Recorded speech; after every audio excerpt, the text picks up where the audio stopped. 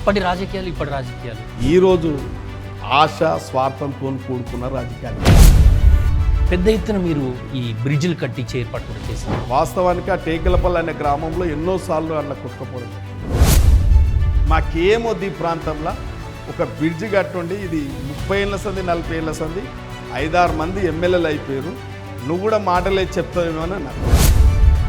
అందరికి ఒకటే నమ్మకం, మాట ఇవ్వడు, ఇస్తే దాన్ని తప్పడు అని. పార్టీ అధికారంలోకి వచ్చిందనుకోండి, దోసుకోవడం దాచుకోవడమే.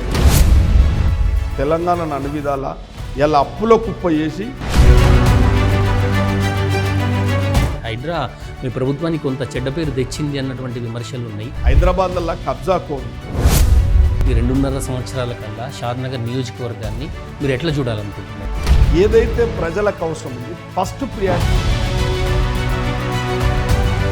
ఇది కోవిడ్ సమయంలో సార్, పాండమిక్ సిచ్యువేషన్లో చాలా పెద్ద ఎత్తున సేవా కార్యక్రమాలు చేస్తున్నారు.